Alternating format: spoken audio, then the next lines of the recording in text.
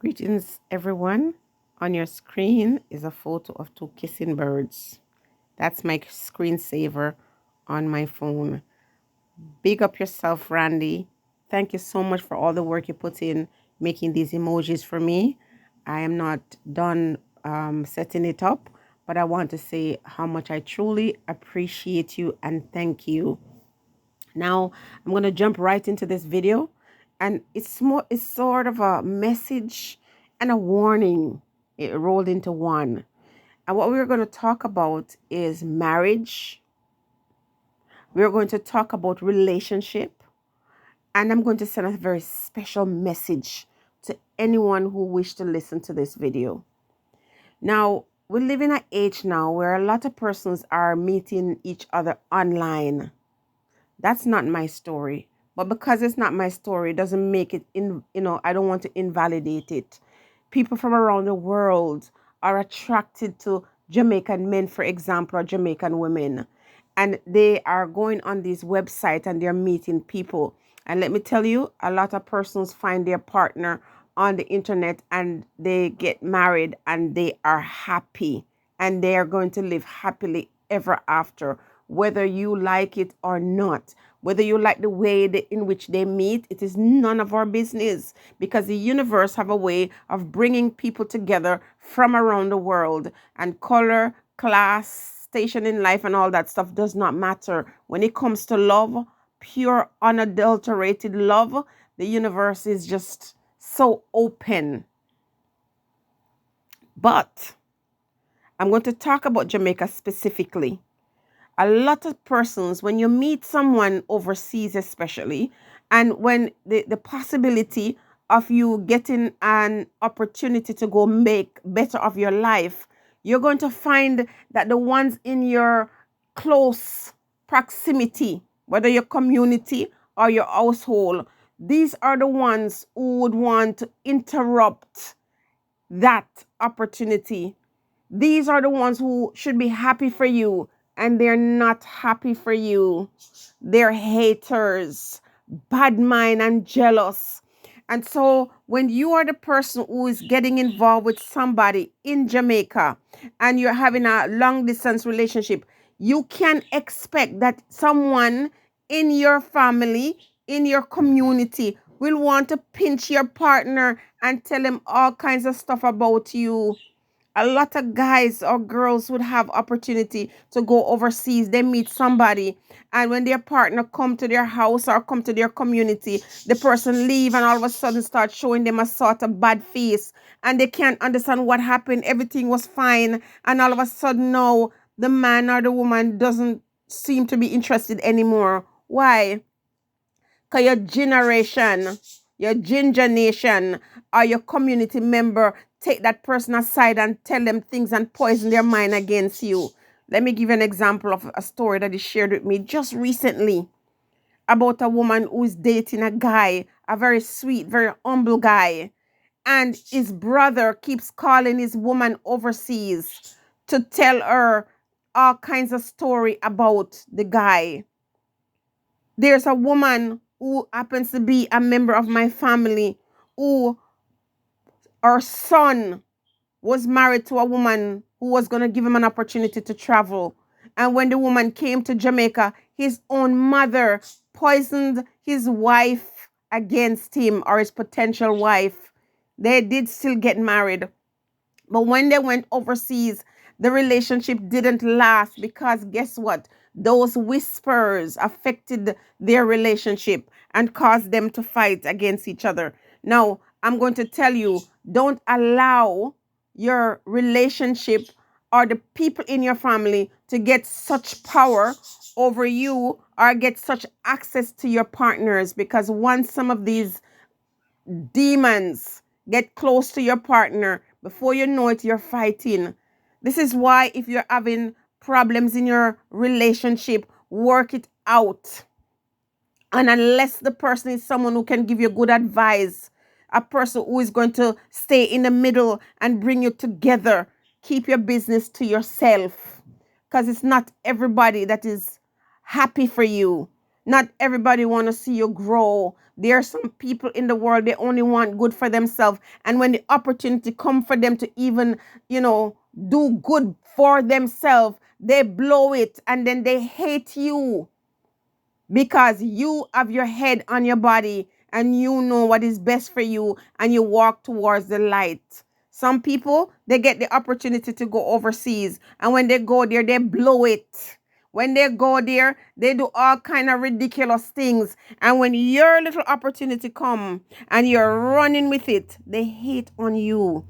We often talk about the white man or the white woman and the things that they can do and, sometimes do. But we fail to understand that we are our worst enemy. Some of us are worse than even some slave master. Some of us are so wicked that we don't want any good for our own relatives, for our own family member. We are like crabs. And so you have to be very careful, because sometimes it's the one in your family or your relative who's your worst enemy. So you meet somebody, before you run to go introduce them to relatives, get to know these persons first and foremost, because sometimes your best friend is going to be the one who try to bring news on you to try to destroy your relationship. And you're going to say to yourself, well, why would this person come and tell me these things? Why would the brother or the sister or the mother or the grandmother come and say these things to me about the person that I'm going to be with? Because they're jealous. Badmine turn up like 100 degrees. Badmine. People don't understand that if you give your family member or your loved one an opportunity to grow, it's a trickle down effect. If we had this, group dynamics, if we understand how we can create wealth from one generation to the next, when you stay down there, you push up the other person. Everybody elevate that one. And when the one gets to the top, you pull them one by one up with you. There's a lot of persons who live in America and live different places in the world. And these individuals, help each other one at a time. But they let the person who get out build themselves before they become a pestilence and start hating you. Some of these ones in Jamaica, they have no clue what is going on in your life. But because you live in America or England or Canada, or wherever you live in the world, they assume that everything is wonderful. For example, I feel so much empathy for my partner when I see how life hard and struggle, how many hardship he has gone through. First job in this country, working at a place where they do recycling. And when he could come home and tell me how filthy those conditions were, and he wasn't making that much money, I just tried to support him and encourage him. People don't know this. People just assume that you're wealthy. I remember a period in our life when, trust me, we were eating boiled dumpling. Hey, apple cider, you would remember eating boiled dumpling and tomato fried up. That was it. When you pay rent, you're just waiting for the next paycheck to come around. And things could have been better, but I chose to support the man, the king man, in that way. But people in Jamaica, we are never going to be better as a nation. We're never going to be better as a people. Our heart is corrupt. We don't want to see our own do well. We are very wicked. We are horrible. And mother sometimes treat their own children like garbage. And fathers treat their own sons like garbage. And sisters and brothers hate upon each other. And then we wonder why a stranger would harm us. Don't you see what's going on in Jamaica? Do you see what is happening in the culture? You think it's just about politics or politicians? It's because at the root, there is no love. There's no unity in our people. So in order for us to get out of that bondage, we have to first free our mind and release our heart from the wickedness that we hold, the jealousy, the envy. Be happy for other persons, even when you have nothing for yourself. Be pure in your heart, because when the time comes for you to be blessed, for you to be lifted up, your time will come. Be happy for other people when they're progressing. Don't hate. Don't hate on other persons. My partner, for example, was a very humble man, very humble and very patient. 5 years he waited and never once picked up the phone and asked me, how is the paperwork going? Never put a pressure on me to get this thing going. 5 years. He was so patient. And he has lived in this country for 9 years and bought 2 pairs of shoes that I insisted on buying. He doesn't buy anything for himself. He doesn't go out if I don't buy his socks or buy certain things. He doesn't think like that because he remembers when he lived at home and when people treated him like he was not important, like he had no value. People are prejudiced back home. And so the man come to this country with the intention that he's never going back where, that way. He's going back. He's here to improve his life and to make sure that when he goes back, he can say, this is mine. This is mine. It gives me pride and joy to know I work hard for this.